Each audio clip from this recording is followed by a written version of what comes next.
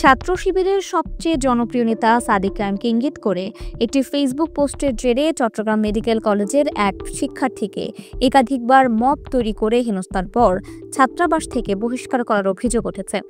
তাকে ছাত্রলীগের দোসর আখ্যা দিয়ে কলেজ প্রশাসনের ওপর চাপ সৃষ্টি করে একাডেমিক কার্যক্রম থেকেও বিরত রাখা হয়েছে বলেও জানা যাচ্ছে।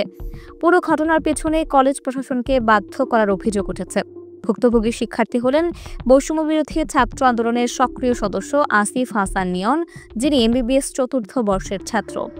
চট্টগ্রাম প্রতিদিন অনলাইন পত্রিকার এক প্রতিবেদন থেকে জানা যায়, কয়েকদিন আগে ঢাকা বিশ্ববিদ্যালয় ছাত্র শিবিরের সাবেক সভাপতি সাদিক কায়েম ছাত্রলীগ পুনর্বাসন নিয়ে ছাত্রদলকে উদ্দেশ্য করে একটি বিদ্রুপাত্মক পোস্ট দিলে সেখানে চট্টগ্রাম মেডিকেল কলেজের নাজমুল নামের এক শিক্ষার্থী সাদিক কায়েমের আগের ছাত্রলীগ পরিচয় নিয়ে একটি মন্তব্য করেন। এরপরই মুরাদ নামের এক শিবির কর্মী ছাত্রাবাসে নাজমুলের কক্ষে গিয়ে তাকে শাসিয়ে আসে। এর প্রতিবাদে এরপর আসিফ হাসান নিয়ন ফেসবুকে লিখেন, সাদিক কায়েম না খেলে আমরা কেন 1 বছর পর ছাত্রলীগ বলে ট্যাগ খাবো। সংশ্লিষ্ট বিভিন্ন জনের সঙ্গে কথা বলে জানা গেছে, মূলত এরপর থেকে নিয়নকে সাইজ করার সুযোগ খুঁজতে থাকেন ছাত্র শিবিরের নেতাকর্মীরা। গত 7 জুলাই রাতে একদল নেতাকর্মী প্রথমে মেডিকেল গোয়াচিবাগান এলাকার প্রধান ছাত্রাবাসে আসিফ হাসান নিয়নের কক্ষে যান। তারা জোর করে দরজা খুলে ধাক্কাতে নিয়নকে হলের ডাইনিং রুমে নিয়ে যান। সেখানে ছাত্রলীগ আখ্যা দিয়ে তাকে গালিগালাজ করা হয়। কেউ তাকে চড় থাপ্পড় মারেন। একই সময় নিয়নের ওই বন্ধুকেও একইভাবে শিবিরের অপর একদল কর্মী গিয়ে ডাইনিংয়ে নিয়ে আসেন। তাকেও গালিগালাজ করা হয়।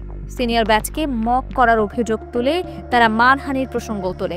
ঘটনার বর্ণনা দিয়ে ভুক্তভোগী শিক্ষার্থী আসিফ হাসান নিয়ন চট্টগ্রাম প্রতিদিনকে দেয়া সাক্ষাৎকারে বলেন, আমাকে রীতিমতো মব তৈরি করে হেনস্থা করা হয় প্রথমে।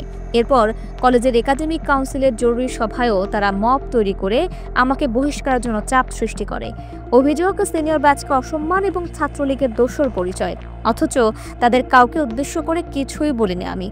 তাছাড়া একটি ফেসবুক পোস্টের ভিত্তিতে কিভাবে বহিষ্কারের সিদ্ধান্ত নেওয়া সম্ভব? দ্বিতীয়ত, তারা আমাকে ছাত্রলীগের দোসর বলে অভিযোগ দিয়েছে, অথচ 2024 সালের 17 জুলাই পাবলিক পোস্ট দিয়ে আমি ছাত্রলীগ থেকে পদত্যাগ করে বৈষম্য বিরোধী আন্দোলনের সরাসরি অংশ নিয়েছি। এর 1 বছর পর হঠাৎ করে কেন আমার উপর ছাত্রলীগের ট্যাগ আসবে? কেন আমি ছাত্রলীগ বলে ট্যাগ খাবো?